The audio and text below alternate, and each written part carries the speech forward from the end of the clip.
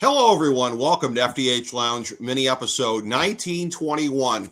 The crew is back together here. You had us previewing the NFL draft last week. We're back to recap it here. In between, we did a draft night show. Rick Morris, Jason Jones, Chris Galloway, one of the longest running cohesive draft analysis teams out there. We've been doing this since 2012.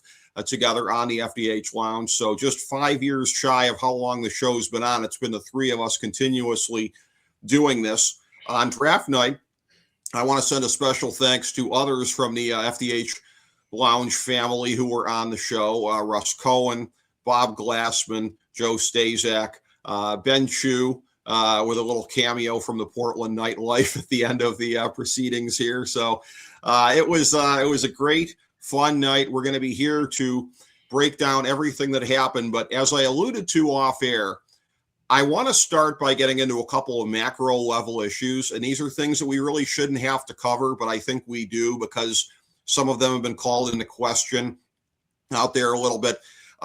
Jason and I talked about this. Chris, I don't know if you caught any part of this, but the reporter at the press conference who asked John Lynch why he always reaches, and then that spawned a whole thing. And before you know it, Warren Sharp and everybody else is doing these exposés over the years. Were you privy to any of that? I imagine that you were.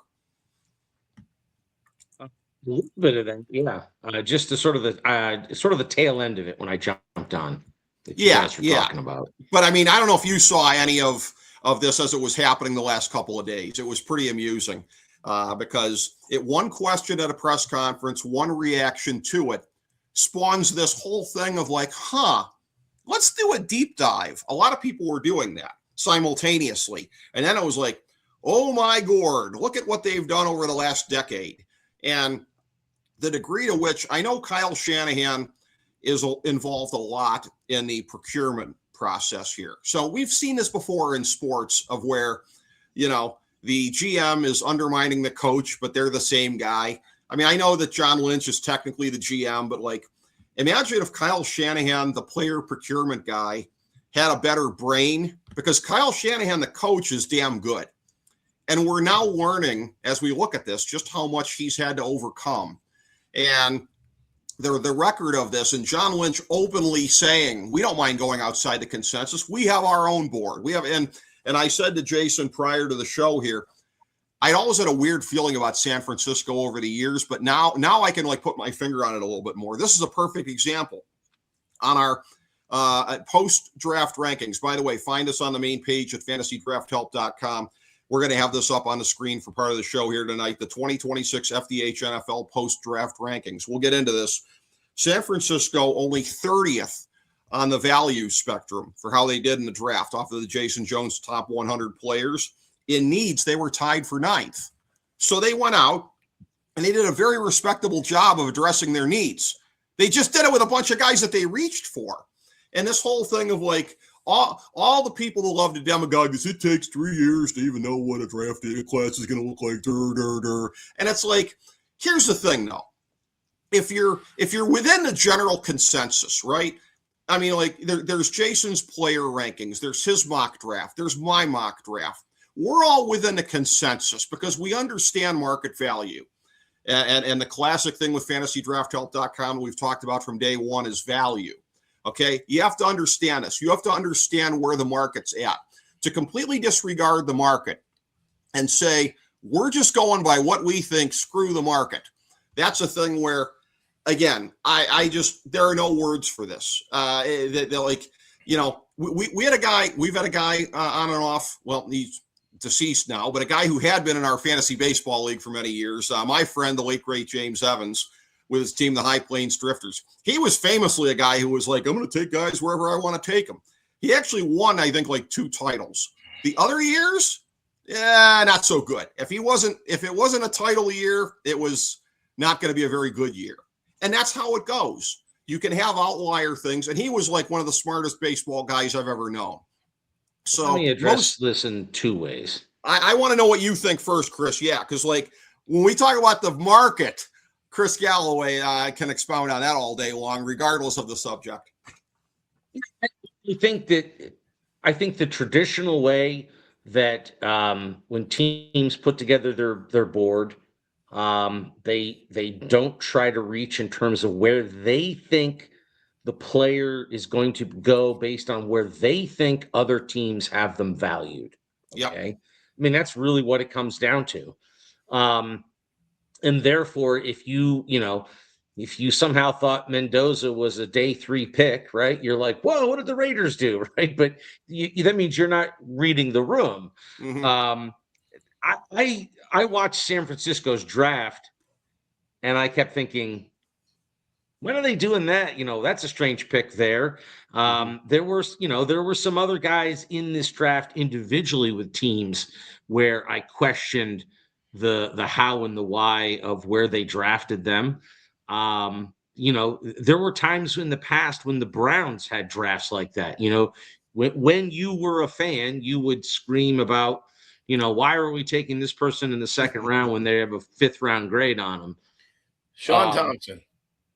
So, Yeah. but I would also say this. So, yeah, I think there's some truth to their board and how they see guys, and therefore, and if they've decided they want that person, then they're going to go ahead and pick them wherever. But I think we are going to see a shift, and I think this is the more important conversation, not what's the value where, are they end of the first round or middle of the second round? You're sort of nitpicking there. I think the thing I saw in this draft, rounds 4 through 7, was the first draft that I saw that I think was affected by NIL, in the sense that teams are trying to evaluate players. Scouts are trying to evaluate players. And, you're not spending as much time with certain players, more time on other players. And then a bunch of people aren't coming out because they're getting good money to stay in college. And if you can get $500,000 to stay at TCU versus getting, 700,000 to go to the NFL, you might stick around another year in college where it's a little easier, life is a little better, and you have a chance to maybe over the next year to improve your stock further in the next draft. And so I think what you're going to see out of NFL teams is a lot more guessing, more wild projection, and a lot more variance on boards when you get to rounds 4 through 7 on teams, because of the NIL effect, that they're going to have a harder time giving a grade and analyzing some of these guys that they haven't spent as much time on. And you're just going to get some reaches, even in places like, I know in the later rounds, it's always, a reach, you never really know, but you're going to start to see a lot more variance there, I think. And I think this is the first year we saw NIL affecting that and how teams were going about their draft. I think they were still pretty comfortable in rounds 1 and 2. And then it starts to change. And I think we saw that with the run on tight ends, specifically your Miami Dolphins taking OSU, Will Kazmarek in the 3rd round in the top 90, right? Yeah. There is nobody on projections that had him going before the 5th round. And Right. at the earliest, some had him as a 7th rounder, I saw. Now, I watched that player for 4 years, both at OU and OSU, and had a much higher opinion of him because of that. But that's an example, I think, and you're going to see more of that going forward. Jason, by the way, Chris, that's an amazing point. Jason, please follow up on that. And then I also want to get your thoughts also on what Chris also said about awareness of value, because on these players, awareness on what the marketplace is on these players, because that's where you can extract your edge is by maximizing your knowledge of where other teams have them. But that part and the NIL, I certainly want to hear your thoughts on. So real quick, I didn't know that's where you were taking this. I saw you perk up when he said that. Yeah, I was going to say there's a funny screenshot that could be had there. Okay, so I've written a piece. It's not published yet, but it should be out today or tomorrow. And I just want to give a PSA to literally anybody that's watching this, and then we'll get to answering your questions. I'm so beyond tired of hearing people say draft grades don't matter. And then that is typically followed up with, it takes 3+ years to figure out what these players are. Let me just say this to the entire draft watching world. Draft grades are exactly what they sound like. They are grades about the draft, or more specifically, the draft strategy. And here's the interesting part. If you draft a player, wherever you take him, right? And then somebody says, well, we don't know what that player is going to be. Here's the kicker. 3 years from now, if that player is an all-pro, or if that player is out of the league, does not change the draft grade one bit, because we're not projecting how good these players are going to be. We're grading what the team did in order to acquire that guy. And that goes into a bigger thing where the draft is a puzzle to create the greatest collection of talent you can get. It's not a race to the number one guy you have on your board. So just in general, please understand, draft grades are draft grades. What the players become are something different. Those two ideas don't mix.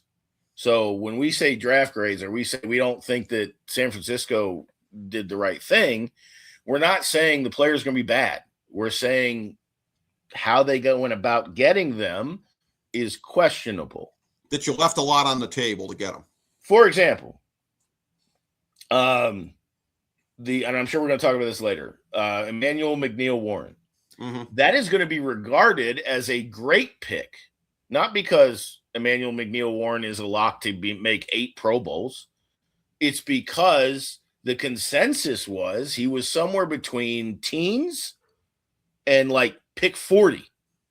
No one saw him available later. So when you come in and get him in the 3rd, that makes that pick great. It has nothing to do with the player or how good he's going to be.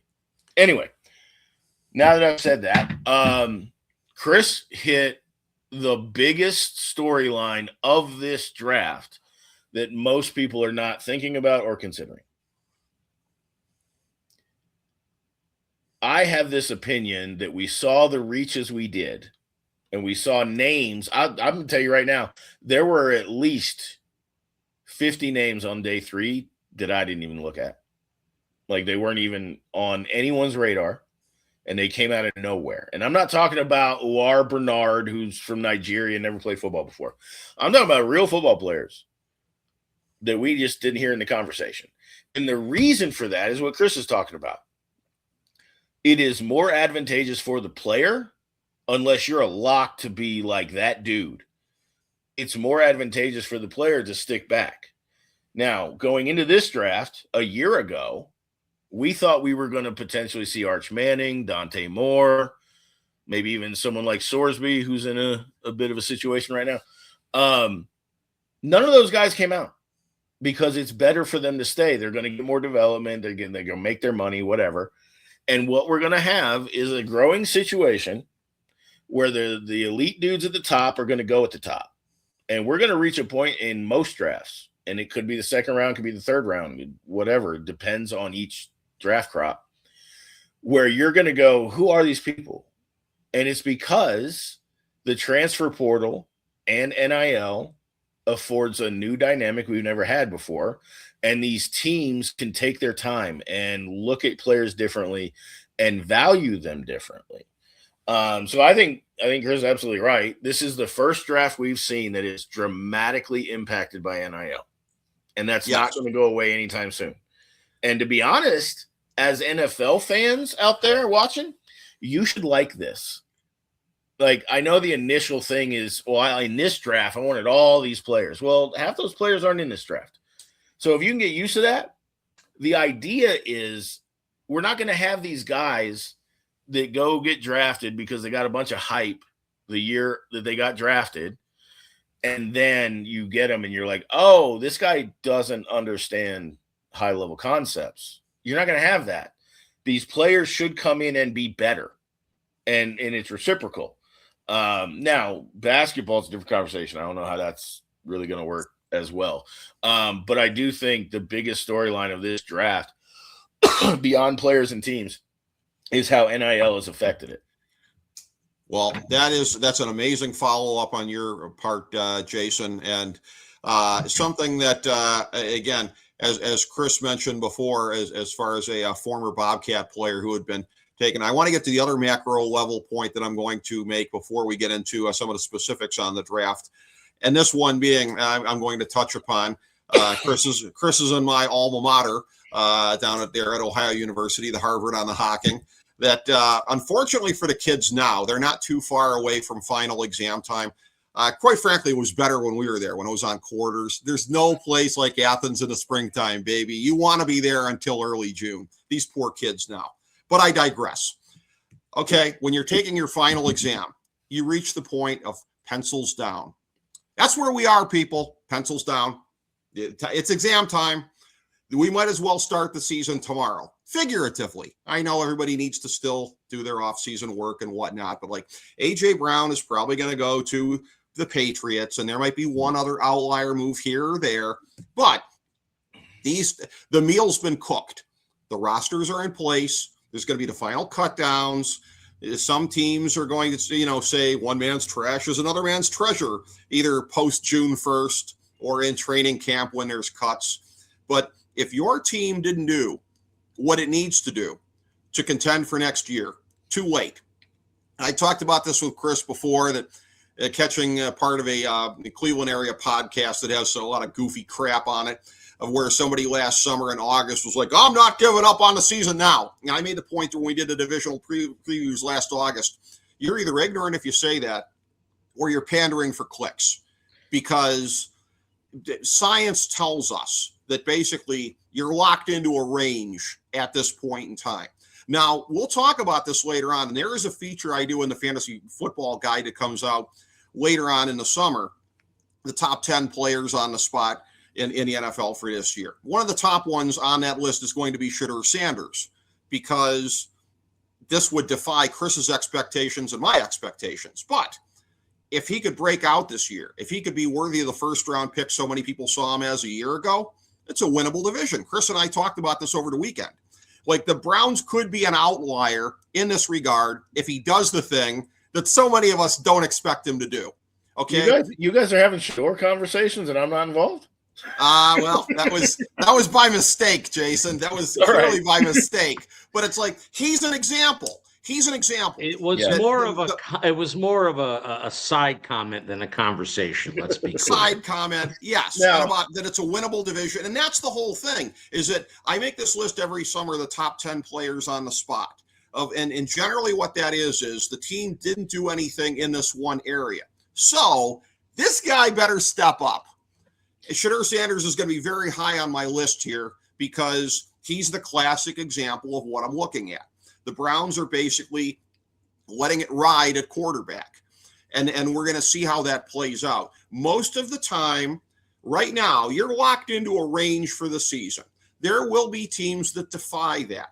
But as with teams that don't draft for value, we're talking about outliers. And being that we are a scientifically based group that doesn't believe in outliers as the norm, again, to hope for your team being that much more than what the roster says it is at this point in time is generally futile. I'll start with you, Jason, for your thoughts on that. Yeah, so I absolutely agree with that idea, especially with Shedeur Sanders. And I think once we go over the stuff that they did in this draft compared to what they did last year in this draft, he's in a position where, like, I'm not saying, do the business or get off the pot, but the pieces are there now, right? What did we say all last season? He didn't have weapons. The offensive line is bad. They went out and got, a consensus great left tackle, and they gave him 2 weapons that Barry has not done here ever. He's never drafted somebody that high at receiver.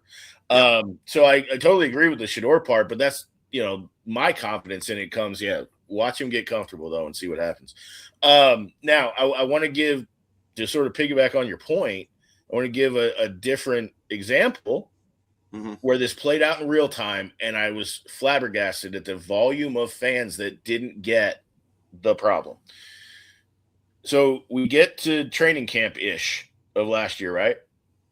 And it becomes apparent that the offensive line is not good. And then when they start the season, not good. And then people are going, oh, they got to get They got to get offensive line help. They got to get a receiver better than Jerry Jeudy. Who are they going to add? What are you talking about? Right. It's August. There's Yeah. no adding at this point. Right. So to your point, if we're talking about someone that you get to the draft and they kind of didn't do what they needed to do to make the roster in a position where you actually hope for some good things to happen, that's what we saw last year. That's why anybody, to again talking about the podcast that we won't call by name, during the season, talking about winning 10 games or I'm not giving up on the season, what are you even talking about? Yeah. I think all of us here knew once the season started, we knew what it was going to be. And that's why I kept saying the best thing for this team is to start cycling through these quarterbacks, get Dylan in there, see what he's got, get Shador in there, see what he's got, because this is not a season that they're going to win anything. And you can say the ball will bounce how it does. No, it won't.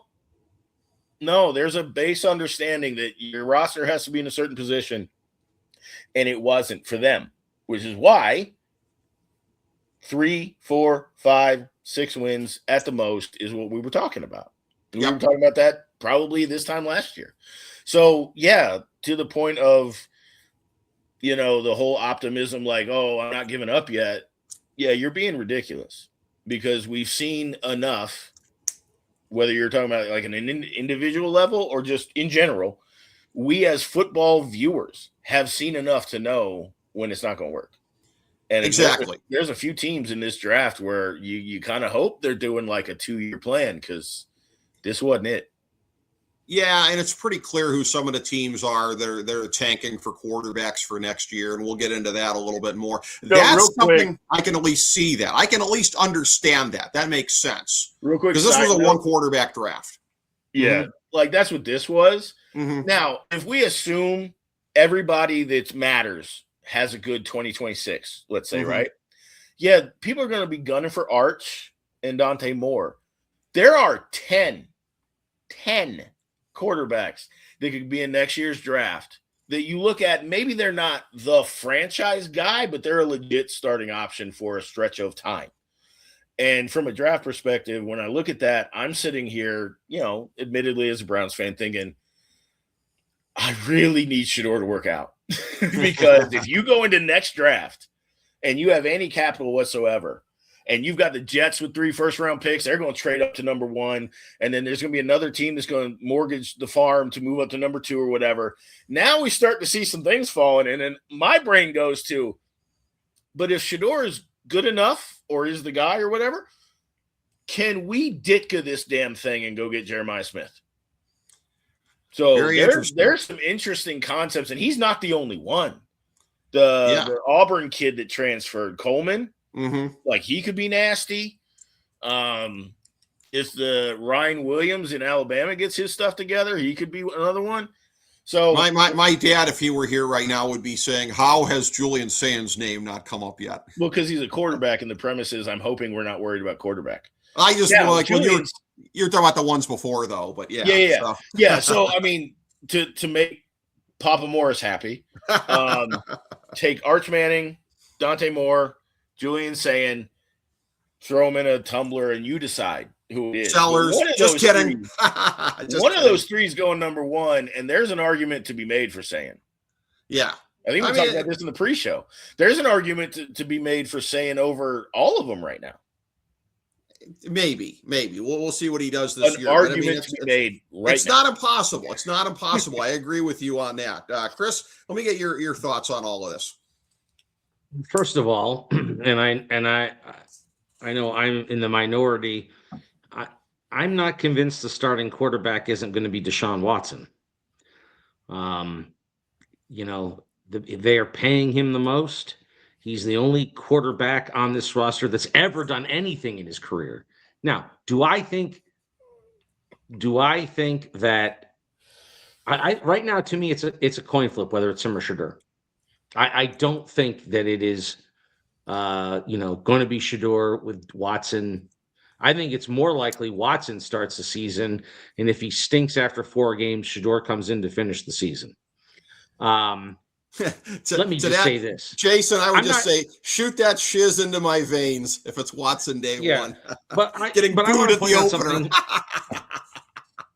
I want to point out that that what I'm saying doesn't contradict your point, Mhm. which is I think that based on what you said, Rick, the roster that the Cleveland Browns have now, as an example, is better than the roster that they had last year. Yes. And so you're going to take a 5-win team, right? And they're playing I know these rankings are based on last year, but they are playing a much easier schedule this year than what they played last year, at least on paper.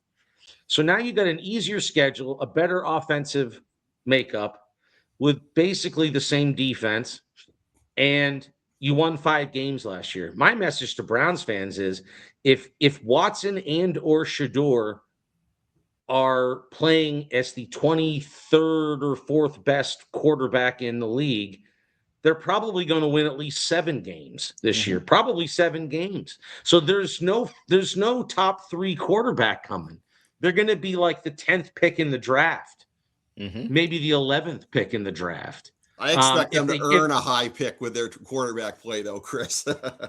Well, I understand that. And understand something. Their quarterback play last year was beyond garbage, Rick, and they won 5 games. Yeah.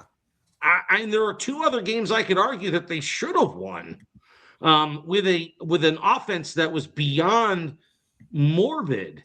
Mm-hmm. And so, I would argue that you say well, I expect them to, earn that number 1 pick. They're not going to.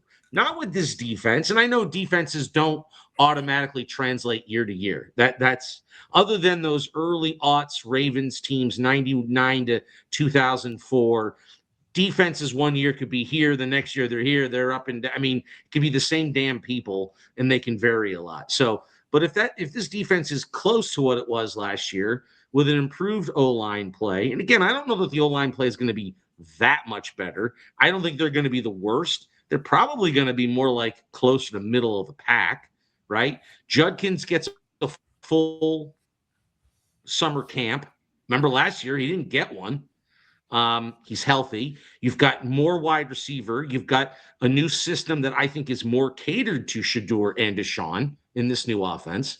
So I think it's more likely they win 7 games than they win 2. And so I think Browns fans, to Jason's point, this is not about a quarterback. This next year is about what other weapons can they get. And then they're going to have to go into free agency or I don't know where and figure out the quarterback thing, because it's probably not going to happen for them in the top 10 picks unless they can convince the owners to, let them trade 10, 12 years worth of picks. So, so I'm in agreement. I just don't see it quite the same way in terms of how I think it's going to play out for a team like the Browns. But on the macro of what you're talking about, you are right, Rick. Your roster is your roster. Barring a couple of camp pickups, post June 1 cuts of veterans for salary cap, maybe a player, your team isn't changing. It is what it is right now, 98%. That's your roster. What they should conclude with, they do the Mr. Irrelevant ceremony at the end of the draft. That should be the penultimate part of the draft.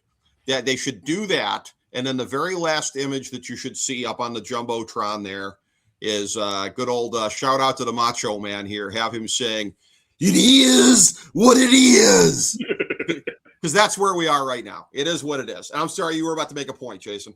Yeah, I just as the arguably biggest Shador guy in media that is not, in Dion's pocket. You covered him. I just feel obligated to just say 3 quick things. The money is an argument for years 1 through 3. The moment they said it was a swing and a miss, I don't buy the money thing anymore. You have to pay it, but who gives a shit? And then the physical part. We've never in the history of football seen somebody come back from 2 Achilles injuries. And the player that he was, we've never seen. So we're now 7 years removed from Houston Watson. So I'm just saying, as a public service announcement to everyone, just so anyone watching understands where my stance is, I have no desire to see Watson actually walk out onto the field unless it's like Shador's in the tent or something. And I'm actually worried to see what would happen if he wins that job, because boos on game one are going to be the very short end of it. Like, I'm not saying people are going to riot, but people will stop watching. Like, he's disliked that much that I don't think there's a rational way they can actually put him out there and sell that this is a good thing. Anyway, that being said, if that happens week one, I fully expect somebody to screen cap my face from right now, and you'll be seeing it on Twitter, and it'll say underneath it, some people just want to watch the world burn. Yeah. Anyway, and I'm more than happy to admit that I have a Shador bias. I don't think Todd Monken gives a rat's ass about any of that. I think he's going to play who he thinks is his best quarterback. If he thinks it's Dylan Gabriel, I think he's going to play him. Now, I don't think it's going to be, but my point is that Monken doesn't own any of it. And again, I think we've already seen in his short tenure, if his evaluation is that Deshaun has the better understanding of the offense and he's reading it better and he's, going through progressions better, or whatever you want to call it, that's who he's going to start. Now, again, I don't know anything. I just think it's a coin flip right now is all I'm saying, because I know, Shador fans aside, I know he's the greatest thing since sliced bread, right? But what I saw last year was a shit quarterback. And 2 years prior to that, I saw shit Deshaun Watson. So I don't think we have our quarterback on this roster. Period. The only thing I want to say to that, and there's nothing wrong with anything you said, is Monken can come out there and say he's playing better and we're going to start him. And if the post-game press conference, he's asked, will Deshaun start next week? And he says yes, and they have 20,000 people in that stadium, at what point does someone step in and go, like, I get it, but we're burying the lead here. Like, what are we talking about? So I just think that particular – now, you want to say Dylan goes in and earns it? I'd hate the idea. But I think that's more sellable than Watson plays. But that's just – I'm pulling from just like the fans. And you're right. Monken doesn't give a darn about that. So I guess the only question is, would the owners step in and say, it's your team, but, like, we can't have this? I don't think so, because I know what Jimmy Haslam said, but Jimmy Haslam was at Deshaun Watson's wedding, right? Deshaun had him there, right? Jimmy seems to actually like Deshaun on a personal level. That reception must have been nuts. So I've never heard of one that had a massage table station. I don't think you're going to see that. I mean, I truly think one of them is going to be the starter. And, all I'm saying is I just think it's a coin flip as to who it is at this point. I think that, their flaws, the two guys, is well documented what their flaws are for both those guys. All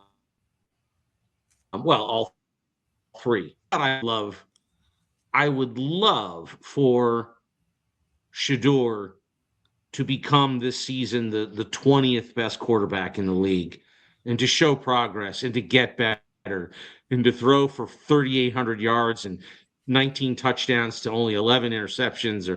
I would love to see that progress. The problem I have is that based on what I saw last year, I don't see that happening.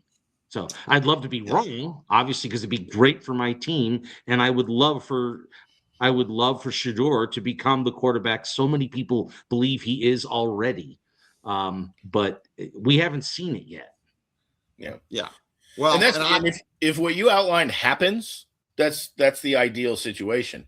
We as a collective spectators, if you will, so I'm including everyone from the aunties who are not football fans, all the way up to people like us that have been doing this for an exhaustive amount of time and have a sample size that we can lean on. No one should be looking at this like, can Shedeur start the Pro Bowl? Can Shedeur be the best quarterback in the league? Don't do that. He is a Pro Bowl quarterback after all. Well, yeah, that's why I said start. Said start the Pro Bowl, which means he would have been one of the best quarterbacks. We don't need that. We need him to fall somewhere between 10 and 20.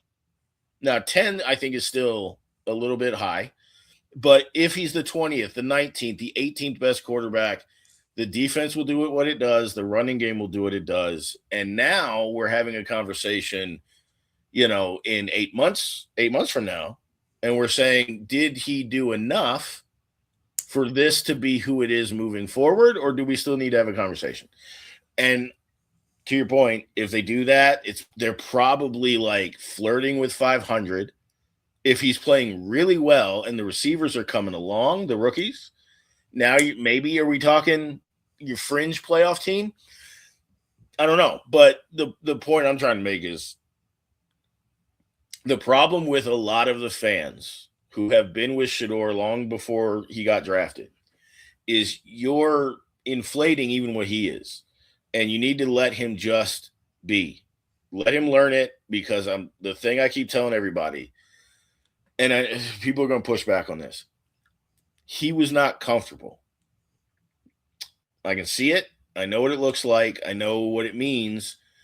And when he is comfortable, meaning he has a full grasp of the offense, he knows where his guys are going to be, and he's not playing hero ball, we're going to see something that is actually could work.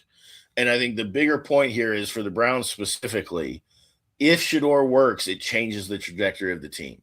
Absolutely. If he doesn't work out, now we're talking another 2 or 3 years and we got to figure out the quarterback situation. So every Browns fan should want him to work out. Yeah. But that's still a pretty big if, and I'll agree that there were definitely times last year where it did not look good. Yeah. So my point is just, I think the best course of action is if he works out.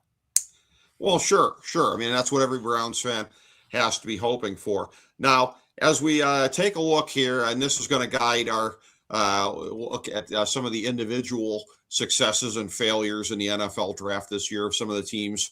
The 2026 FDH and NFL post-draft rankings, find it on the main page at fantasydrafthelp.com. We have the different categories here. There is how teams did based on value. So it's the Jason Jones top 100. How many of the players did they get? How high up on the list were they? How did teams do at filling their needs? And then we have a composite between the two that I would argue is probably the most valuable one for looking at, and that is the combination of the value and the needs. And then we have an early ranking of the teams from 1 to 32 in the league, along with their remaining needs. Now, I will say that there are limitations to this part of it here, because under the way the system, the way that it works, if you addressed any of the needs on the Jason Jones top 100, and or if you took a player in the fourth round or above, then that counted as meeting the criteria here. So the Jets no longer show as needing a quarterback, even though I don't think old Cade is going to be the guy to get it done for them. And I talked about the earlier with my dad. I want to give equal time in my family here to my dear nieces, both of whom are big believers that Carson Beck is a fraud and a bust and will never amount to anything other than being a clipboard holder. Well, to them I say, first of all, love you, fam. Can't wait to see you again. Second of all, totally agree. My nieces are correct on this one here. Arizona does not show as needing a quarterback here anymore, even though we know they didn't fill that hole. That's the reason that they are the leader in the clubhouse for the sweepstakes for Arch Manning for next year. So there are limitations here. You always have to take whatever the system is, right, and apply. You kind of give it the eye test, and you kind of see where there might be exceptions to the rule. But I'm just going to go through on this here. Generally speaking, what I do is to run through the top 10 and the bottom 5 in the different categories. So just looking at value, which is the first category on the sheet here, your top 10 in order: Number 1, the New York Jets. Number 2, Cleveland. Number 3, the New York Giants. 4, Carolina. 5, Kansas City. 6, Tennessee. 7, Las Vegas. 8, Miami. 9, Houston. 10, Baltimore. Looking at the bottom 5, it is 28, Seattle. 29, Green Bay. 30, San Francisco. 31, Denver. 32, Jacksonville. Looking just at filling needs. Number 1, Miami. Number 2, the New York Giants. Number 3 is a three-way tie, Carolina, Cleveland, and the LA Chargers. Number 6 is the Jets. 7 is a tie between Buffalo and Detroit. 9 is a tie between Arizona, San Francisco, and Tennessee. The bottom 5 here, tied for 28th. It's the Rams and the Eagles. 30th is Las Vegas. 31st is Dallas. 32nd is Washington. By the way, paradoxically here, Dallas didn't do much to fill needs during the draft. I still think they were one of the big winners, and I'll get to that. I think because they've been patching needs this past off season, and I think the players that they got, even if they weren't big needs, are going to be big difference makers. So to me, it's not even. I'm generally associated with the philosophy of filling needs, but there are exceptions to every rule, and I think Dallas was one of them. On the value and the needs, the unified theory, as it were, top 10. Number 1, the New York Jets. Number 2, Cleveland. Number 3, Miami. Number 4, the New York Giants. 5, Carolina. 6, Tennessee. 7, Baltimore. 8, Kansas City. 9, Detroit. 10, Cincinnati. The bottom 5, 28, LA Rams. 29, Green Bay. 30, Jacksonville. 31, Denver. 32, Washington. So, Jason, again, particularly when it comes to the value, there must not have been much surprise to you because we're basing this off of your top 100 overall. So your general thoughts on what these metrics show us about the winners and losers of this year's draft. Well, all right off the top, you see some consistency, right? Mm-hmm. New York Jets in the top 10 on all 3. Cleveland's up there. Miami's up there. So this is every year. This is a great indicator of what each team actually did without listing names. Now, what's interesting about this, and we spoke about this off air a little bit. I was tracking literally every single position group throughout the draft. Mm-hmm. And we're using my rankings just like we are here. And while my rankings aren't the end all be all to every team, it is, as we discussed earlier, within range of consensus, right? There's nobody like, okay, here's a great example. In the pre-show, we talked about Ted Hurst. I love Ted Hurst as a prospect, especially if you can look at him 2 to 3 years down the road. I still had him in the 3rd round. I didn't like elevate him just because I like him a lot. Like, there's a range that we have to stay with. And as I was doing this, as the picks were coming off, value be darned. There were teams where you're looking and it's 5, 12, 18. You're like, okay, that all makes sense. And then the next one's in the hundreds. So I was very curious to see what this report was going to look like as far as the value side. Now, what's interesting is as we look at it, you start thinking about names now. And you go, okay, well, the Giants got 2 in the top 10 or something. 2 in the top 10 almost exactly, I think. Mm-hmm. The Jets did well with their 1st round picks. We talked about this also. I don't want to drag Miami, but I can't say that I love everything they did either. Jekyll and Hyde, baby. Jekyll and Hyde. Right, because there are names there that I love as prospects, but the whole totality of it is still a little confusing. So as we look at this, it's playing out exactly like I thought it would.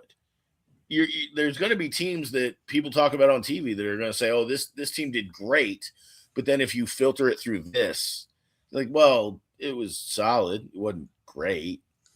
And this gets into the whole needs versus BPA and all that. But we can't be ridiculous about this either. Whether we're talking about San Francisco or Green Bay, those are teams that took some reaches. Those are also historically successful teams. Mm-hmm. So maybe they're just cherry picking for need, and that's the best course of action for them. Then you have people that say you should always go best player available, damn need, no matter what. Well, it's neither of those. There's a nice mix in between. Best player available out of your needs. How hard is it, people? It's not rocket science. It doesn't have to be one or the other. For example, if we look at Cleveland, just because that's fresh in my mind, and we look in the top 10, let's say they didn't trade back, right? And let's say they had a tackle they liked 20 to 40. Would it have been the worst thing in the world for them to draft Downs, who is not a need, but we need a second impactful safety in there, in that mix somewhere, so it's not an urgent need? Or if they took Sonny Styles, you go, okay, well, you're betting on a freak athlete that could be more than what he is now.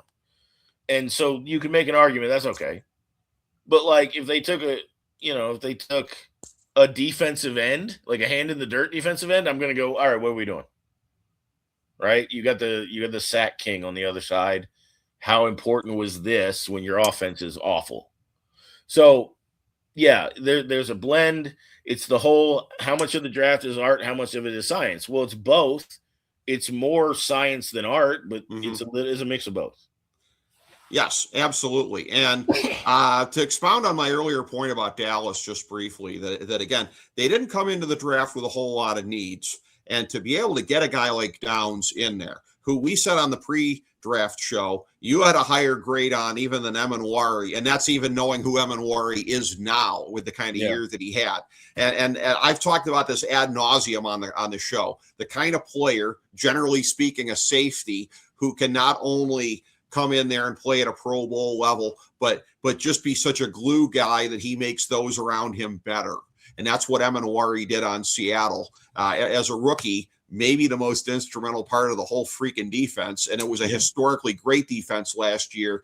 Dallas, again, no longer stars and scrubs. They have quietly kind of patched a bunch of the holes as we've gone along here. So even if safety wasn't a huge need for them, to get a guy like that can lift up everybody there, and Dallas still, yes, it does have star power on defense. Oh boy, that is going to be something to behold for a long time to come. And Chris and I talked about this off air. He noticed this before I did. Jason, from a storyline standpoint, we're going to be talking about this well into the 2030s.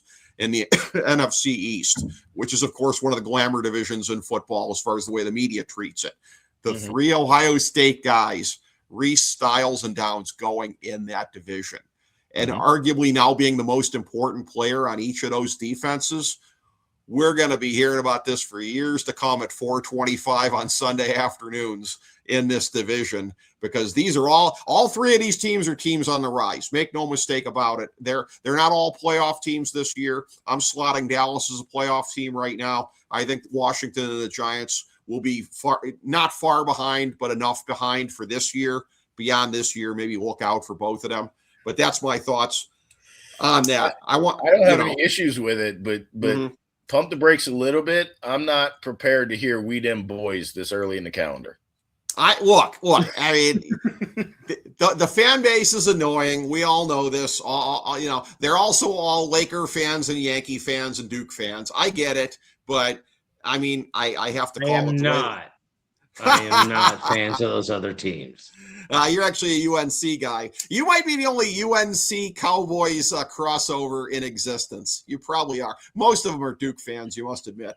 But, I figured that would bait Chris when I made that point there. But, all right. So I've given you a lot to chew on, Chris, from both my Cowboy fan take and everything else. And react to that and everything that Jason said. Anything that jumps out at you. I chuckled because watching it unfold, it was the Buckeye arms race in the NFC East. Yes. And that was kind of fun, right? I mean, and the media hasn't really picked up on it yet, but they will. When we get into the season. I take no umbrage with anything either one of you gentlemen have said about best player available at need in terms of that matrix. Obviously, I think that's they don't say it, but that's what teams have done forever. They say, like, oh, we don't draft for need. They all draft for need, right? You can't just go, I'm going to take the best player available. So we're going to go ahead and take, Arvell Reese and we have Myles Garrett. Why would you do that, right? To Jason's point. The most glaring need on the Cleveland Browns roster was left tackle. Just a black hole. One of the most important positions on a football team. They had literally no one. Well, all right. Look what they did, right?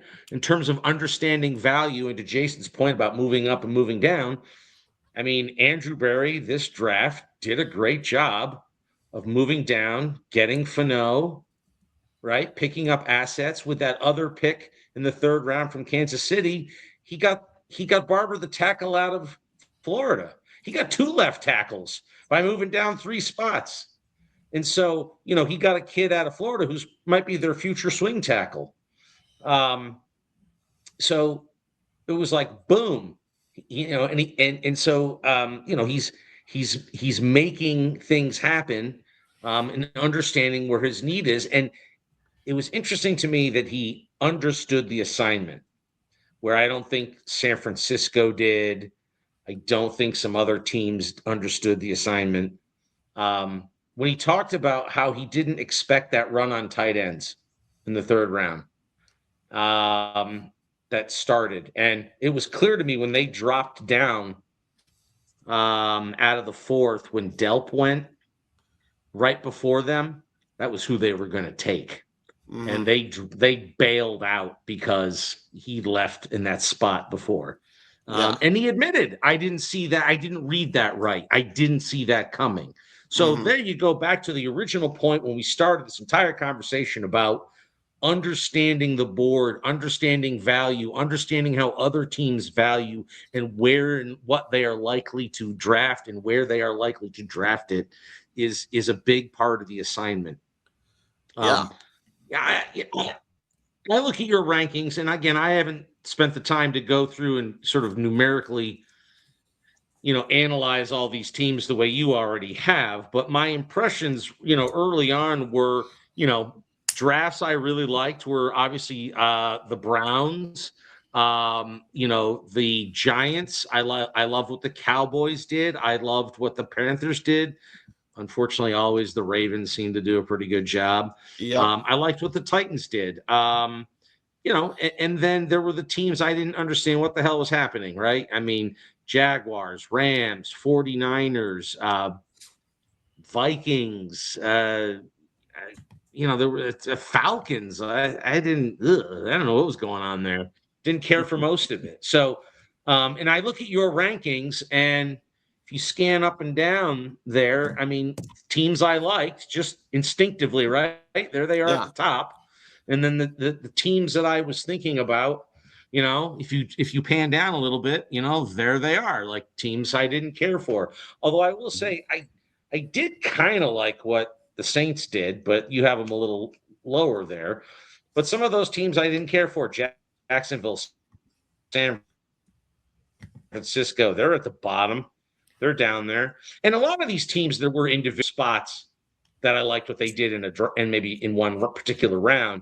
And then I had question marks on everything else that they were doing. But again, I think we're going to see a lot more, back to the earlier part of this conversation, a lot more reaching as in these later rounds in terms of maybe reaching isn't the right way to phrase it. Maybe it's more grasping, feeling around in the dark might be the better way to phrase that. I think we're going to see more of that. And I felt like we saw a bunch of that rounds 4 through 7 in this draft. And I think your rankings really reflect that. I think so. And this is a thing where, again, if you are somebody who lives in the Jacksonville area that loves both great pro wrestling and the Jaguars, you never get to have both things at once, apparently, right? AEW has had this great renaissance in the last year, finally, after a couple of years. By the way, even at their worst, so much better than the Fed slop out there. But again, and you look at what they've done in the period of time since then with the Jaguars. There's some thought that Tony Khan, there's always speculation as to how involved he is with the Jaguars operations. He's head of their analytics. department. He famously likes to talk about how he discovered who was the guy a couple of years ago, Robinson, the rookie, the running back, undrafted free agent. But like Jacksonville, as AEW's fortunes have risen, the Jaguars, nobody's talking about this except for what Chris just did. What a just comatose offseason they've had. And we talk about this on the show all the time. If you're not moving forward, you're moving backwards. And that's to me why, again, if you're one of the teams that still has a quarterback vacancy, for example, which the Jaguars don't have, they're prepared to go forward with Trevor Lawrence. But even the teams that didn't draft quarterbacks out there, okay, Minnesota brings in Kyler Murray. That's at least an upgrade over what they had. I love what my Dolphins did with getting Malik Willis in there. I'm a believer in him. So it's like there are teams aside from the Raiders that addressed quarterback in the offseason. So if you still have a vacancy at quarterback, a glaring one, you've taken a big step backwards. And you can't point to any specific thing with the Jaguars roster. You can't really point to any areas of concern. I mean, aside from, I feel like they always underrated, never quite knew what to do with Travis Etienne. So I think they're going to feel that loss more than they think they're going to. But it's a thing where they are one of the stealth big step back stories of the league for next year. You hear a thing, the wise guys love to talk about. This is one of these smart mark things here. The plexiglass principle. Teams that, like, if they take a big jump up in 1 year, they're fated. If you've gained more than 4 wins in 1 year, you will refund that and possibly then some the next year. I find that to be very reductive, generally speaking. It's all based on how you go from there.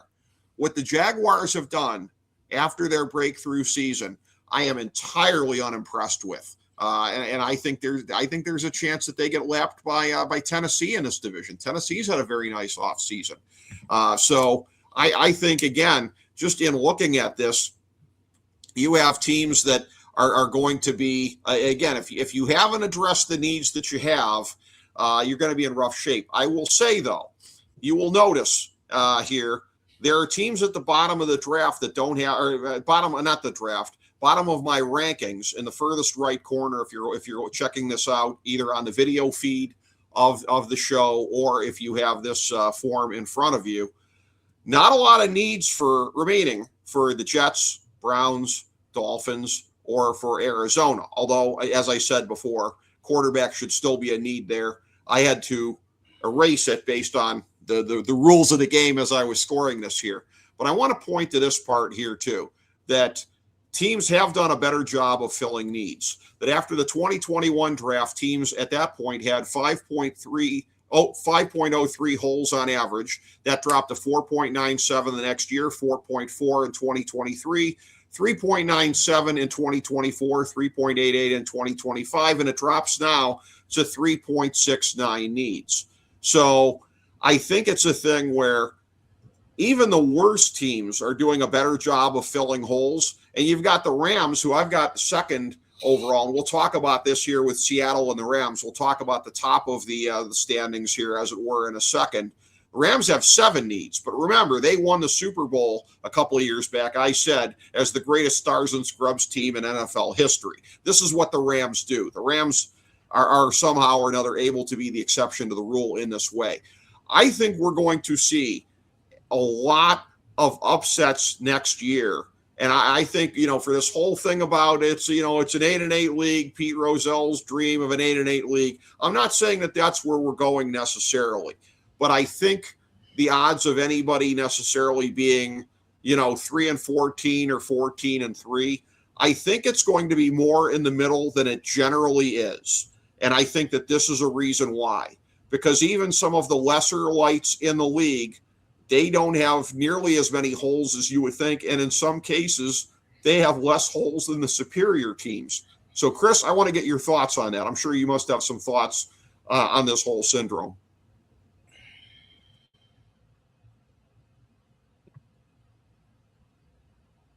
Geez, I haven't really thought about it in those terms. You kind of stumped me. Didn't mean to put you on the spot. Okay, I just wanted. No, Okay. I guess I hadn't really gone there. Maybe Jason has some initial thoughts, and I can piggyback that. this is one of those things that feels like the tide raising all ships type situation, where if there's going to be a philosophical shift, and we've already seen some of it play out in the numbers you just spit out, is it a bad thing, right, if there's one or two teams with 13 wins or more, and there are one or two teams that have 2 to 4 wins, and the bulk of the rest of it falls within 7 to 11 wins, right? The quality of the product is actually getting better if that's the case. So Yes. I definitely see that there's evidence to suggest that could happen. When it happens, I won't be surprised. But I think the silver lining there is that's just good for the league if that happens. It is. Less slop Always. football. Mhm. Hasn't it always basically been a bell curve? I mean, Yeah. really? Yeah, it's just the smaller points can be bigger. I guess. I see the hypothesis, Rick. I don't know that I'm ready to say that there's anything new going to be occurring. Okay. I need to see a little bit of evidence to that point. I don't know if that's kind of what Jason was saying, but okay. Nothing surprises me, but I think historically it's a bell curve, and and we always have that one team that's 13-4, and everybody else is 9-10 wins, and scraping into the playoffs. It seems like that's every year. We'll see how it plays out this year, because this is not something I'm used to seeing. Generally speaking, there's a correlation, a strong one, between the higher ranked teams in the league have less needs, the lower ranked teams have more needs. Again, the Rams are always sort of an outlier with that. And I want to talk about this here again as somebody who in the pre-draft guide, and you can find it again right there on the main page at fantasydrafthelp.com, along with this post-draft rankings. Of course, 2026 Pro Football Draftology, our draft guide that is powered by Jason Jones's Power Rankings, and a whole bunch of other great features in there, as well as Jason's rankings by position and top 100 overall. In my early predictions for next year, I had picked, and some might call this a gimmick pick, in the City of Angels on Valentine's Day, Rams over Chargers in the Super Bowl. That was my early pick. And right now, I have flip-flopped. I got Seattle back on top of the heap. It's not just a matter of the Rams going for Ty Simpson at 13, and that was a thing where, and Jason and I had made the point during the show that in a month when people were complaining about WrestleMania, that the worst fantasy booking you were finding was actually in football. All these nerds trying to make Ty Simpson to the Rams a thing. Well, the Rams worked themselves into a shoot, in the words of Hulk Hogan, because it ended up being Ty Simpson. And so he's going to be, quite frankly, potentially their Jonathan Kuminga or James Wiseman. We've seen a team try to go for 2-time lines before. How did it work out for the old 73-9 Warriors? How'd that work out, huh? Didn't work out so well. So for the Rams, you got to go for the daylight when it's there. And the opportunity cost of passing on, say, Lemon at wide receiver or some of these other guys, I think, may come back to rue that, as opposed to Seattle at 32, getting their replacement for the running back who was plucked from them. Also, getting him in the first round, that means you got him for 5 years. So it's going to be another 5 years until somebody like the Chiefs can gravy train your running back and overpay him to steal him away from you. Again, an excellent running back. I know Chris disagreed with me a little bit during the draft on the value of it. I thought what Seattle did in that spot was brilliant, because they filled a big hole that they had there in that spot. And I think it was enough to push him back past the Rams. So I'll start with you on this, Jason. Your thoughts about the top of the league and the way that it shakes out now. I think Philly, by making the aggressive trade to get an edge rusher, put themselves right back in the conversation as well. And we're looking at, again, as has been the case the last couple of years, probably the NFC predominating this discussion. Yeah, no, it probably will. It's funny, as you were explaining that, I was thinking to myself, so Kansas City is to running backs what the John Elway era Broncos are to quarterbacks. Yeah, pretty much. We're just not going to pick someone and develop them. We're just going to go poach. Yep. From somewhere Pretty else. much. Okay. Yeah. Yeah, real quick, the only thing I want to say about Kansas City, and it is very much a fan take, is after they get Mahomes and then Kelsey is Kelsey, and then they go on this run, right, which is in the past. The only thing we can really hope for is a slow death, that they keep thinking that they're one player away when they're not. Right. So them aside, and you have them dead in the middle of the pack. Mm-hmm. Them aside, the beauty of by the way, largely because Mahomes won't be in at the beginning of the season. They'd have been probably up, 8, 9, 10 at least if he was in then. But so it's a partial year is why, Jason. But this is why we promote this in our individual lives, I think, to other people, is because the numbers work. Mm-hmm. There's nothing about what we're looking at right now that feels out of place. For example, while I didn't love him coming out of college, and my take on it was about him as a prospect and where he should go, does anyone not believe the Bears are much better than they used to be? Right. And that they're absolutely going to be in the playoff picture? Of course, right? And that Buffalo's move in at it. safety was amazing for them. They got another glue guy in there, as well. And then as you go down, as we start to get to the middle of the pack, you're still looking at Baltimore, Denver, Houston, Green Bay, San Francisco. These are all playoff-worthy teams. Yes. Right? There's no chink in the armor is what I'm trying to suggest. And this is, call it promotion if you want, but it becomes a thing where everyone says, oh, everybody today has a draft guide. Well, yeah, but they're not all created the same, because you, along with some other dignitaries, you can name them if you want to, develop this. It's math. It just works. So the final ranking, I have absolutely no issues with whatsoever. But there are two things that I wanted to mention. One goes back to Jacksonville, and one we've been doing this show for like an hour, and I'm dying for this to come out, and I'm starting to wonder if maybe you didn't see it. Okay. The thing with Jacksonville, as recently as last night, right? So the same day that the draft ended, granted it's social media, but I saw 4 different posts that someone had to take the time to make, to shoot and edit and feel good about posting, where they are already asking for the GM's head in Jacksonville. Wow. Okay. And part of it, and permit me to be the Colorado reporter for a minute, I will maintain this probably till the day I die, no matter what happens. If you play Travis Hunter at one side and not both, you are not getting the Travis Hunter you think you're getting. Agreed. We all agree that they lost the trade, right? Last year.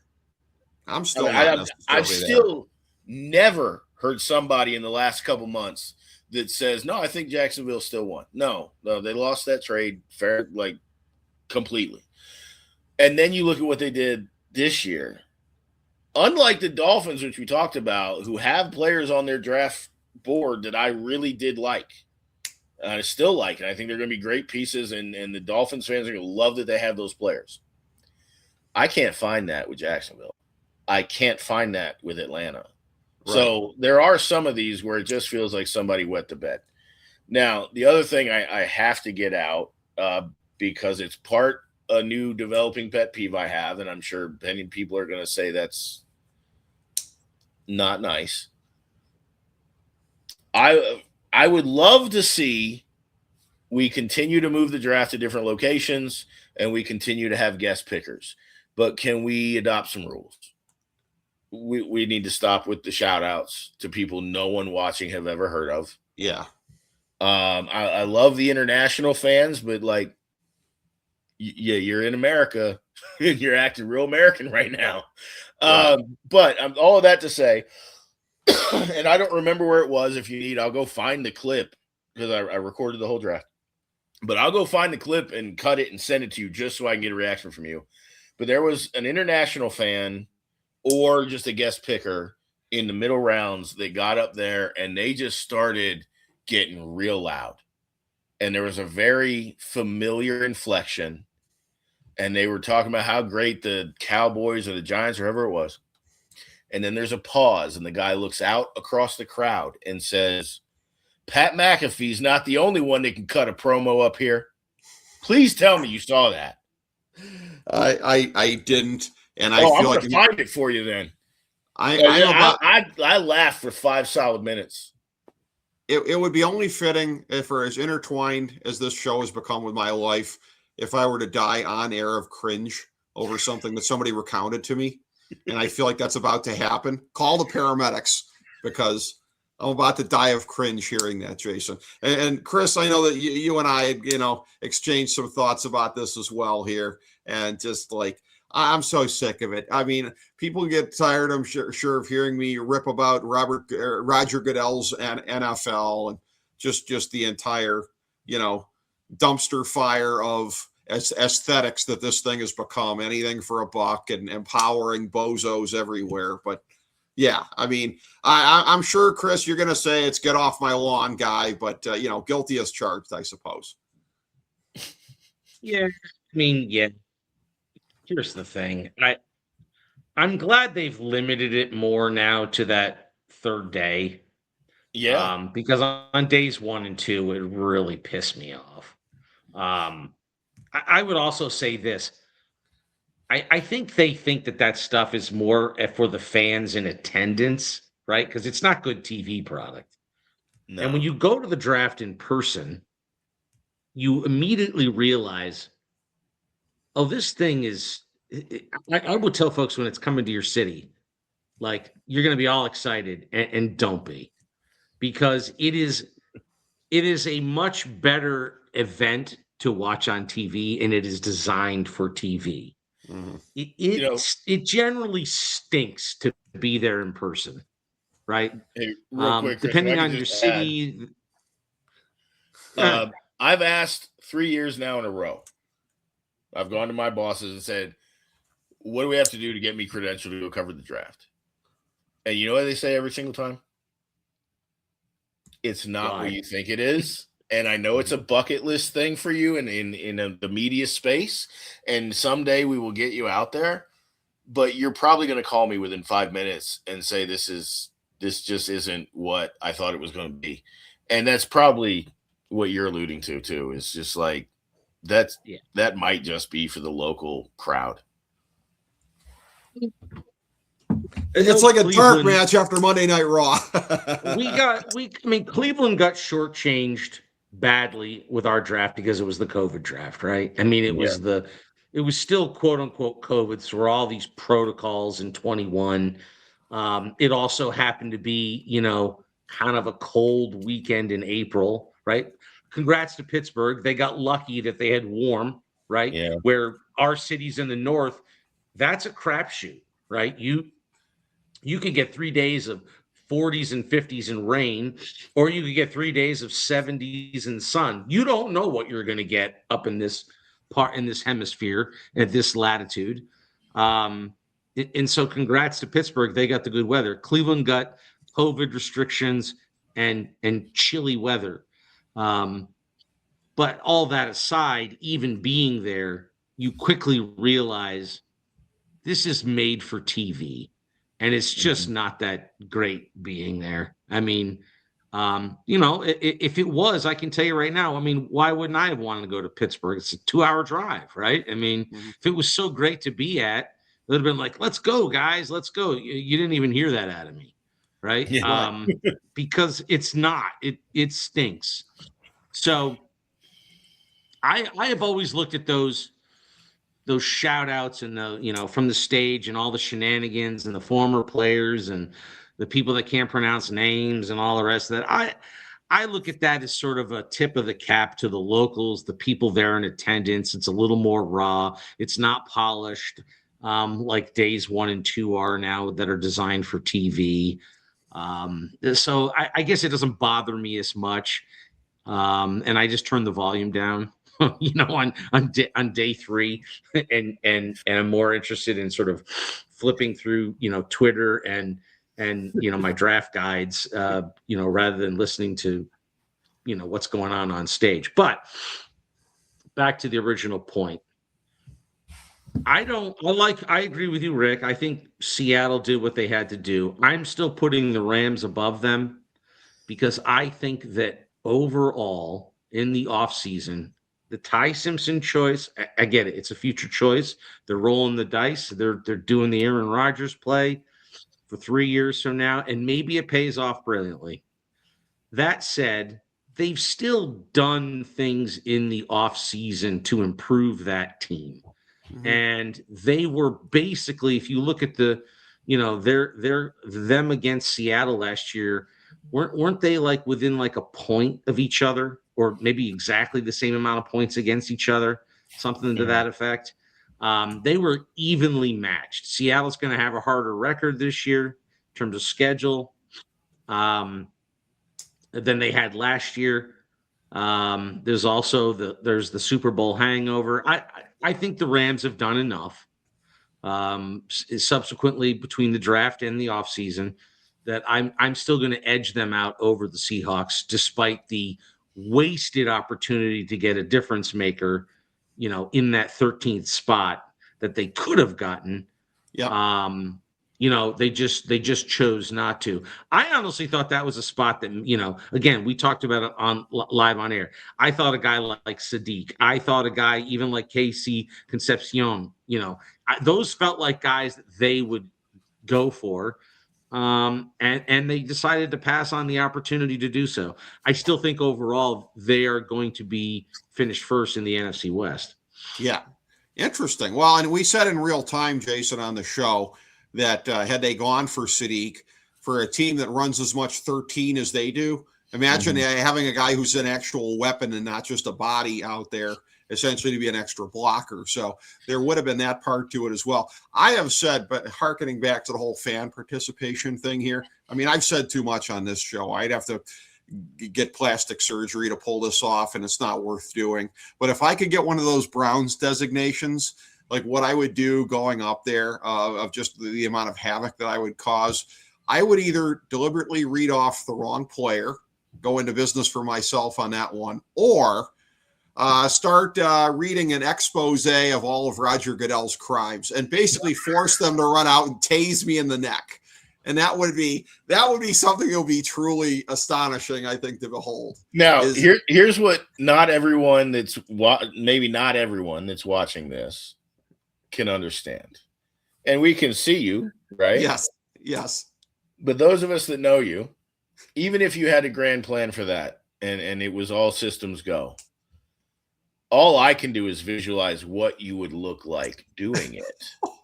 Because like it's either Frank Sinatra level dressing up. Yes. Or it's Hawaiian patterns galore. There's going to be a crazy hat or something, and it would be beautiful, and I would love to see that. You're wearing a luchador mask. There you go. Come out and make brown and white luchador mask. Yes, which AEW is now making NFL masks. So would El Presidente make an appearance? El Presidente very well could. The fictional luchador El Presidente. He's gone to Cleveland Comic-Con 3 years in a row, so why not this quick, thing? Since we're talking about this, and I don't want to belabor the point, Chris is a little bit more forgiving, it seems, and Rick, you're kind of on the farther extreme. And what I'm trying not to do is to develop the same take I have on Super Bowl halftime shows for draft picks. Okay. And for anyone that's never heard it, I'm surprised. But when people say, "Are you excited for the Super Bowl halftime show?" It doesn't matter who it is. And I'm old enough that I saw Prince and Michael Jackson and Madonna, and I saw some big names. I don't care who it is. I don't care if it's whoever. I'm forgetting the guy's name that did it last year. I don't care if it's Kendrick Lamar. I don't care if it's Pink. I don't care who it is. If you're asking me what I want for a halftime show, throw it back to the studio like we do for every other game. Yes. And I'm afraid that if it gets too shenanigan-y at the draft, I'm going to probably get to that point where I'm going to say, can we just have the commissioner or the associate commissioner come up and read the name like it's every other pick. So that's why I'm saying if we can just kind of reel back a little bit, maybe I don't have to go that far. Quite frankly, I've always been bitter about the fact that Rush got passed over and we never got to see YYZ basically take over the entire halftime slot here. Although I don't think with the new gal playing drums, I think the era of the Neil Peart drum solos has come and gone. I will be catching the tour later this year in Atlanta, so I'll let you know after I've seen it. But so that'll be an entire halftime show that's just Freebird. could be that either Freebird or a Neil Peart drum solo, which we'll never get to see in that spot. Sadly. Either way, what did you guys think? I really liked the 8 minute and the speed.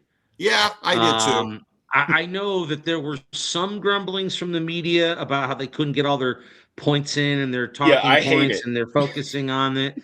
Yeah, right. I can see why. No, I honestly can see from a media standpoint why they really hated it, because they've got their scripts and the things they want to talk about on each player and their analysis, and they can't get through it. They're rushing. The next pick is in. But I'm sure there are fans that love hearing all that stuff. For guys like us, we don't care, right? Yeah. About what Daniel Jeremiah has to say about the 11th pick. I liked the speed. I liked the fact that it was just like go. I mean, they were tearing through it, and I liked it. For me, it was a winner. You hit the nail on the head, though. Previously, before you even said that comment, is the draft is made for TV. And if we look at it through that lens, through the focus of what is it like for the guy or girl watching the draft at home on their couch, the 8 minute thing is phenomenal, because I've never thought from a fan's perspective, the first round should never take 3 or 4 hours. There's absolutely no reason for that. Andrew Berry even said in his post-draft press conference that he actually wishes it went faster. But yeah, if you're asking what it's like on the media side, it's a nightmare. I didn't make a single appearance on the draft show with you and Rick or anybody else that participated, because by the time I was done updating what I was working on and you look up, the pick was already in. It's just like, so yeah, from a fan perspective, I think it's incredible. I hope they don't change it. I think even going to 6 or 7 minutes in the later rounds, it wouldn't be the worst thing in the world. But yeah, you were for at least a year or two, you're probably going to hear media people complaining about it. Well, remember the old days when it was Saturday and Sunday? Yep. Yeah, we'd start at noon on Saturday, and the first round was 15 minutes. Yep. Yeah. I wanted to slit my farging wrists. I remember sitting there on my buddy Matt's couch, in Erie, PA, because we would alternate each year at each other's houses. Mm-hmm. And Saturday was the most slow, monotonous, painful. Getting through that first round was like, what? I mean, it took, like the whole day. It sucked. Imagine filling time, though. Imagine doing a show. Homeboy and I did 14 hours in 2006 at the Sports Talk Network.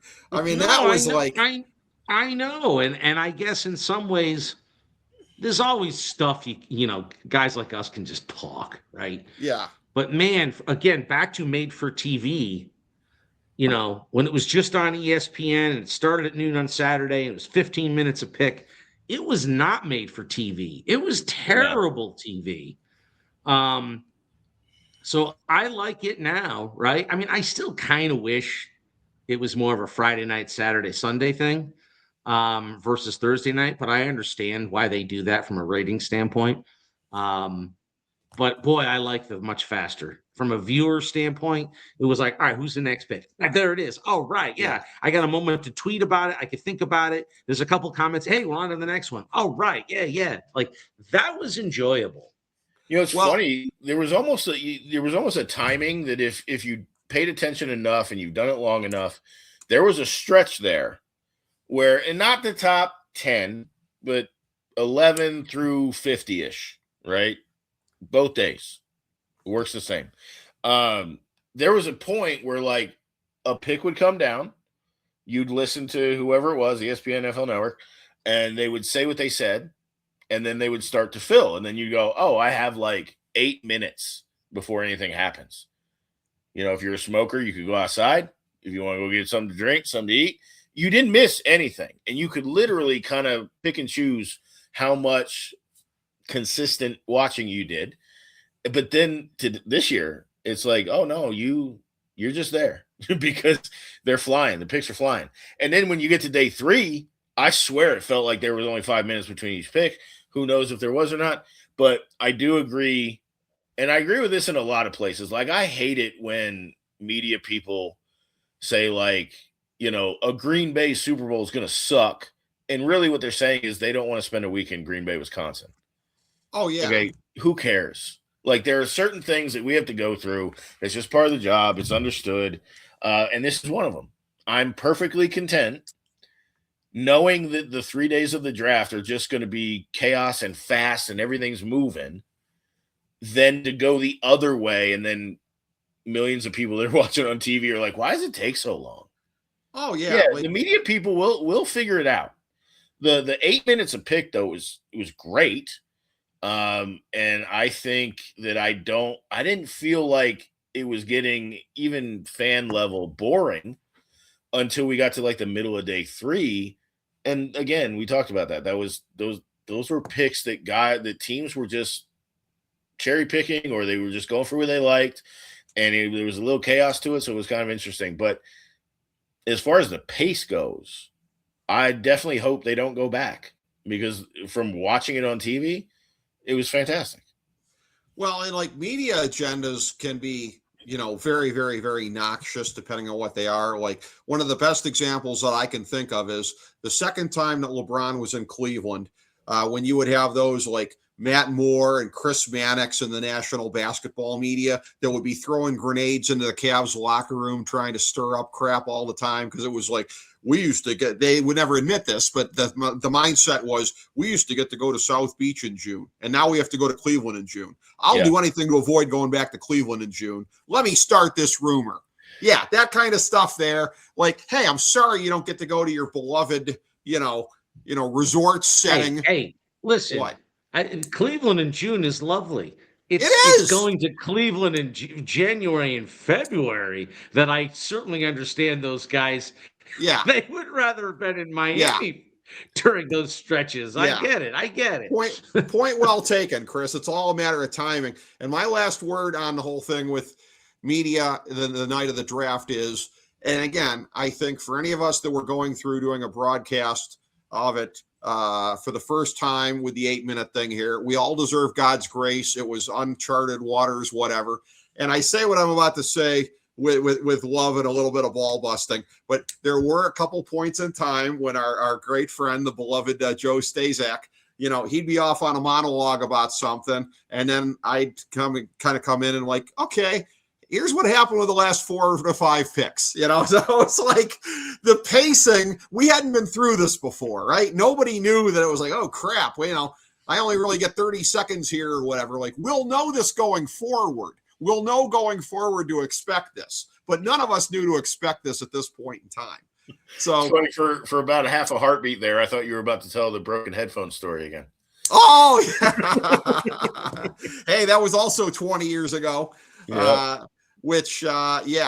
I'm going to dig out the audio of that one here. The audio, the 2006 NBA draft, doing it at the Sports Talk Network, and that was the Cavs taking what? Shannon Brown. Shannon Brown when they were within range to go get Rajon Rondo. Yes, and you being at a place where the paycheck status was you had neither a pot to piss in nor a window to throw it out of, and those were your headphones. Yep. And you spiked them on the floor, and I was left to like stammer and fill space while you were trying to regroup. Still one of the great pieces of audio of all time. You talk about spontaneity in the moment, brother. That was a thing. That was like, it's funny. We keep hearing rumblings that he wants to coach. Yeah. I swear to you right now, if I am in an arena covering a college game that he's coaching, I'm Yeah. gonna find a way to go up to him and say, "Hey, not for nothing, but 20 some years ago, when you got drafted and Cleveland was in a position to get you, and they let you fall to the Celtics, I literally broke equipment on the air. I was so mad about that. Your Uh, own equipment. I mean, Now, I that is- would Rick, also like to say, and Rick and I will go up to him and say, "Hey, remember that game when Gino Ford outplayed you when Ohio took you guys down when you were at Kentucky? Hey, that was fun." as by the way, that would be pretty great. But one of the greatest fictional taunts of any athlete ever, the late great Anthony Petrone, when he was trying to book some former Browns players at the Wing Warehouse down in Cuyahoga Falls.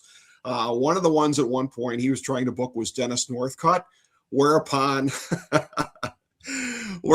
I had decided if that happened, I was bringing my bestie down there with me, who the guy's a Squealer fan.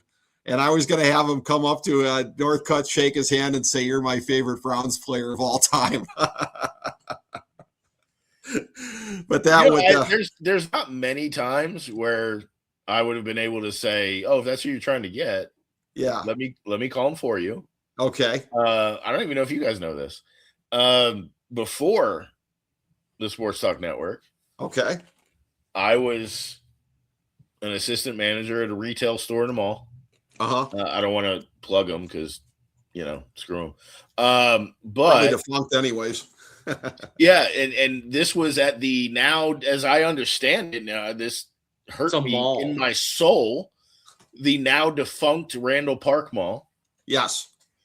Or for those that don't know, very much a hood mall. It was literally like sneaker shop, wig store, rim store, empty store, sneaker shop. Cash for gold. Dennis now it's Northcutt an Amazon distribution center. No, it is. How I heard it's Jason? not the mall anymore. No, it's not. And yeah, that hurt me because I have some great memories. I met LeBron there during the Hummer fiasco. Oh wow. But anyway, Northcutt was there. Northcutt just walks in, and anybody that's worked in retail where athletes come around, they always try to act like they're like everybody else. Like, we're not gonna know that you're who you are. Yeah. Different story. AJ Guyton played for, I think it was the Pacers at the time, came into Tower City and tried to convince everybody he was just an agent. No, come on now. But anyway, Northcutt comes in and he asks if we have these, Air Force One shoes or whatever. And I'm like, yeah, we just got a shipment. What size you wear? And he's like, oh, 12. Like, how many do you have? I'm like, without looking, probably about 6. And he's like, can I buy all 6? Yeah. And then he would come in and say, oh, you got these jerseys, whatever. So I actually had like we're not boys, like we don't talk now, but like if Patron was trying to get him, I'd say, let me call him, and I'd be like, hey, the guy that hooks you up at the mall, I got a guy you should probably say yes to. I would have felt bad about pulling the prank though if we used that connection. Yeah, so, it's probably you win some, you lose some. But like, man, my shoe guy set me up. Yes, yeah. I don't want to put that. I want to put that heat on you, Ricky Bobby. But all right. So as far as any other thoughts that we have from the draft, and what I can say, recency bias aside, probably our most epic post-draft show I think that we've ever done, for all that we have covered here tonight, all the great topics, macro and micro. Just anything else we didn't get to that was on your mind, Jason? Yeah, real quick, and we're paralleling some ideas that we've already talked about. But we talked about reaches, or whatever we want to call them, and how this is going to change, and NIL has done some things. I think, and I haven't really looked at everybody this deep yet, but it's definitely true for Cleveland. I was kind of giving them grief because they weren't going after who I was thinking was the highest rated prospect at that point in time. And yet, when it's over, we look at it and it hit me like a freight train. They didn't do what I thought they were going to do, and that's fine. But what they did do is extremely complimentary. I didn't love Casey Concepcion by himself. I didn't love Denzel Boston by himself. My man. But you put them together, and now we're doing something. You got Fano, then you go get, as Chris alluded to, a guy who could in the short term be your swing tackle, and you hope eventually he can play right tackle. They went out and got 2 tight ends to complement, not supersede, but complement what Fannin does. Royer, for those people who didn't watch a bunch of Cincinnati, Royer, to call him a clone is not fair because Fannin's nasty, but they both play similar ways. He's just the Diet Coke of it. He's the Timu version of it. They both fight for yards after the catch. They both catch with their hands. They both run similar level routes. So what I'm getting at here is if you look at the draft as prospects in a vacuum, the absolute value of what they are right now, you might look at some of these teams and go, I don't know why everyone loves it so much. But it's all going into like how the draft is shifting and how teams are looking at it differently now. And I'm wondering if what Cleveland did here, whether we include last year or not and talk about the 2-year plan, they got players that fit. Now, this is why it's weird. Pittsburgh and Baltimore have been doing this forever, right? Rick, you called it. You said on the pre-show, who's the WTF player that the league's going to let Baltimore get? And it was Vega. Called it 2 years in a row now who it was going to be. Yeah, and I'm maybe I'm giving you extra credit here, but I want to believe that you probably called Hamilton too. I might have. Yeah, that feels like one. But it's this thing where like you look at certain teams and say, well, they have a type or they have a way that they go about it, and it always works. I feel like some of the other teams are going to catch up with that and go, yeah, why aren't we getting complementary players? Why aren't we thinking about players like, do these guys fit us? And if that increases, then the whole reach thing increases. Because now they're just going to start chasing guys that are specific for what they're trying to do instead of looking at it as who's the highest rated player on our board in a vacuum. So This was interesting. A lot of people were describing it as being a bad draft. I don't agree with that. I just think that every draft's a little bit different, and teams are going to start learning how to make that work for them. They're going to need to figure it out. By the way, we talked about this draft night. Casey Concepcion, no team in the NFL honors their history like the Cleveland Browns. 10 years after cutting Bernie Kosar for no good reason, they cut Kevin Johnson for no good reason. And 10 years after drafting Corey Coleman, they drafted the next Corey Coleman. So that's we'll see how that plays out. But Chris, your thoughts on the draft? Yeah, I took the Casey Concepcion pick kind of hard because, again, nice young man, plays hard, got the right attitude. I mean, there are 3 parts to being a wide receiver, right? I mean, there is, first, you've got to separate and run excellent routes as part of that separation. And on the back end, you've got to yards after catch. You've got to be elusive. You got to be greasy. You got to figure out how to, how to break free, break tackles, whatever. He excels at both those things. Mm-hmm. The problem has been, what's that middle step? Catching the ball, right? Mm-hmm. That's where he has had, and it doesn't appear to be a mechanics problem. It's concentration. Very high drop rate. That was the only reason why I wasn't, penciling him in for the Browns there, because you can run the best routes in the world, but if you don't catch it, you're just Jerry Jeudy again. Mm-hmm. And you hit the nail on the head. It's a concentration thing. It's not anything more than that. So I'm going to be hopeful that, because we know he's a quality kid and he's a good character kid and he plays hard. He plays mean. You watch him on film. Like, yeah, he's 5'11", but he is beefy. Like, guys are, tackling him and he's dragging him into the end zone. There's some of those clips out there. I mean, the kid's got spirit. I don't dislike the kid, but man, he's going to have to show us something. All that being said, I love the fact that the Steelers draft, in my opinion, was a bit of a mess, and I liked seeing it.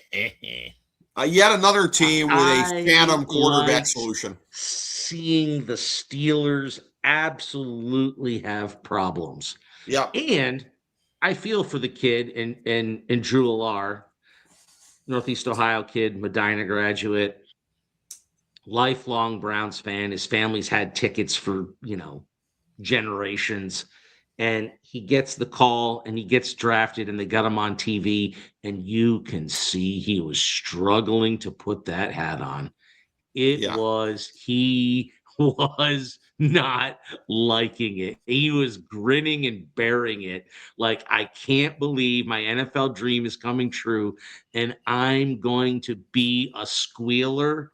Like, you could see his head, the gears were spinning. I feel bad for him, right? I mean, in the sense that, it's like, imagine if you grow up a North Carolina, fan kid, whatnot, and, and suddenly it's like the only school that offers you is Duke, right? Like, you're just like, oh, right? And that's basically what he just experienced. But now that he's part of the enemy, suck it, Drew.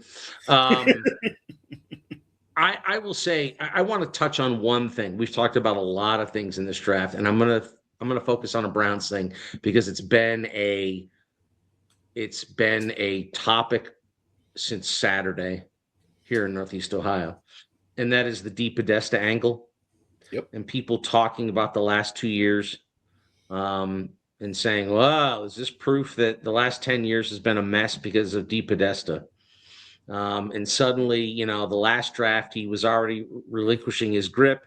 And this year he's gone. And so now we have arguably the two best drafts in the last decade. And is that proof that DePodesta was the problem?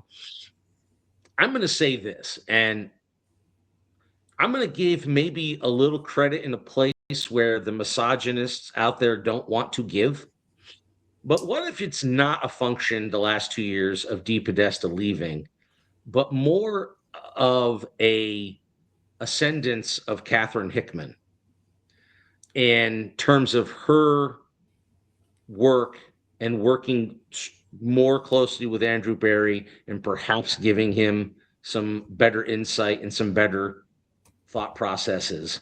Because something has changed in what's happened with the Browns' last two drafts versus what's happened in the past. Something has. Is that the one that used to be the chief of staff?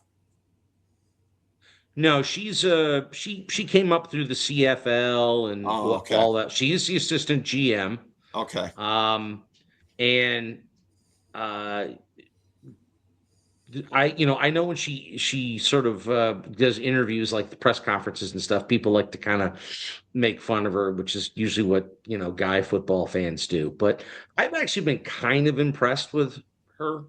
And again, I know nothing, right? But I do wonder if for someone who showed up in late 22 or at some point in 22 has now ascended to a point where maybe she's having an influence on what's going on in terms of what the Browns are doing and how they're going about their process, and therefore resulting in a better reading of the board, better reading of values, better analysis on players. I don't know. But something has gotten better with the Browns in the last 2 years and how they've attacked the draft and the results of that. And everybody wants to just say, oh, it's just because DePodesta's gone. And I'm like, yeah, but he was here the year before. And we have no evidence that DePodesta ever picked any player. But I'm going to throw it out there. Okay. Interesting. What if it's actually Andrew Berry has a person in his ear who is maybe the football equivalent of the character from Moneyball, to his Brad Pitt. I don't know, but I'm kind of wondering that because that her ascendancy within the organization has me now wondering as to whether or not these improved drafts that she has her fingerprints on. Chris, your potential theory there. There's enough knuckle draggers in this fan base that would, if they could win the Super Bowl, and it'll be like, still not worth it. Durr. So that would be kind of funny to see them have to confront Now, that. there's an interesting thing with this because I don't know what her role was previously, but once she was announced as being part of the front office team, they would roll her out in like year one of that to do the day 3 press conference, like the one in between rounds. And like you could tell that like there's knowledge there, but like her delivery was not that of someone that you would be like, oh, they've been doing this for years. But then I watched like most fans, right after the draft. I spend the night after the draft just consuming everything, every press conference, every interview, whatever I can get. So I saw her day 3 press conference. It's different. Like as she speaks, it doesn't sound like she's delivering the message that Barry told all of the subordinates. This is what we want you to say. I'm not suggesting that's what they were doing, but you're listening, you're going, oh no, she's actively part of the decision-making process. Like as she's talking about these prospects, she's telling you kind of where they had them and like where's the range at which we feel comfortable trying to make a move to get that player. What are they going to provide to the team? So while neither of us are going to know which one it is, whether it's more DePodesta or more Hickman, that's an interesting take worth diving into because she's shown growth and she's shown that she's actually involved. She's not just some person they march out there. I'll tell you this, Rick, for the knuckle draggers out there, she's going to be the first female GM in the NFL. Okay. She is a young lady who's on a trajectory, and her reputation, from what I can gather of just doing some reading and stuff, is her reputation is growing in circles, within the NFL ranks in terms of. I mean, she got the opportunity to interview for the Minnesota Vikings GM slot. And I know there's some people who'll be like, oh, it's just a DEI thing. But I actually think woke. I think there's something to it, right? She came from the CFL, and who scooped her up, right? Howie Roseman at the Eagles put her in player personnel, right? Yeah. And then Andrew Berry pulls her out of Philadelphia and makes her his assistant GM. So there's something there. She's probably going to be the first female GM. And I have a suspicion, and no one's talking about it yet, but I have a feeling these last 2 drafts have a lot more of her fingerprints on them than we realize at this point. It's a theory, but it's the only one that really makes sense to me why suddenly Cleveland seems like on the draft, like they're nailing it 2 years in a row. Something has changed. And visibly, to Jason's point, she's the only thing that I can see as an external person that suddenly seems to have ascended. That would explain possibly why the last 2 drafts have been better. Well, we're very pro meritocracy on this show, so yes. I mean, look, if her track record comes to justify that, then hey, God bless her. If she ends up getting one of them GM jobs, it ought to come down to qualifications. An excellent point by you to bring this thing full circle on a night that has been chock full of excellent points all the way through. I'll end it on something a little bit more trivial, but certainly very light, and that being Drew Aller at Penn State. I go back a couple months, FDH Lounge dignitary Ron Glassman, who is one of the prominent alums, organizers, whatever, the Alumni Association at Medina High School. He was canvassing some of us in our fantasy football league at our draft of like, hey, it looks like we might be doing a draft night party for Drew Aller. Like, you guys got any ideas for things we can, whatever? And I just happen to say, you could put up a banner that says, congratulations on being a bust like every other Penn State quarterback. And he got like legitimately mad at me. Like, Ron's not a guy that gets like red faced and yells at you, but that's, I think I pushed him a little far on that one. Like, he didn't think that was funny. So, I mean, I'm going to be right. Whether or not he goes to Pittsburgh, right? I'm going to be right. The guy's going to be a bust, but it is what it is. It's going to be great to see it happen in Pittsburgh. He just the entire time, whether we're talking draft day, the lead in, pre-draft process or even last year and the year before. It's a Will Ferrell and Zoolander situation where I feel like I'm taking crazy pills. The quarterback positions evolved to a point that we can all celebrate Jaden Daniels, Josh Allen, types like that, right? Yeah. Where do we get to the point where people don't know that they're looking at a statue that can just throw the ball really far? At no point, I don't watch enough Penn State to say this declaratively, but in what I have watched, I believe he's a two-read quarterback who cannot move and navigate the pocket to save his life. He's, on some level, he's Ben Roethlisberger without the short, the intermediate, the touch, the football IQ, and the ability to navigate the pocket. So if all you care about is that he's over 6'3", and he can throw it the length of the field, then yeah, he's probably just what you want. But if you want a quarterback that actually can do the task of being quarterback, no. And by the way, not to crap on Ohio State, but this is also the same franchise that swore up and down that Will Howard was the future of that position, and he's never seen the light of day. And then they go get another late round quarterback who doesn't do anything better than Will Howard does. Yeah. And I never thought Will Howard would be a starter.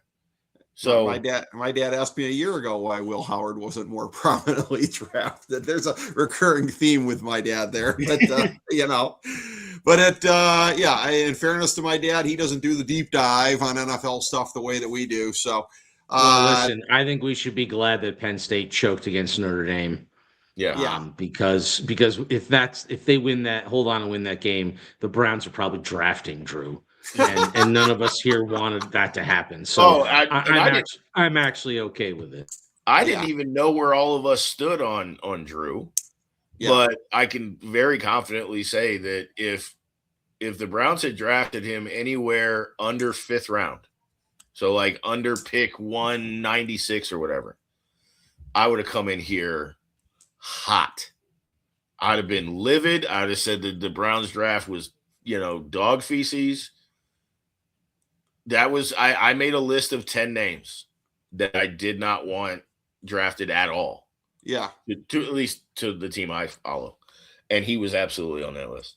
Yeah, I can't blame you for that, nor can anybody who ever watched him at Penn State. So, but with on that note, again, like I said at the outset here, for my money, you're not going to find a better draft talking crew than this one here.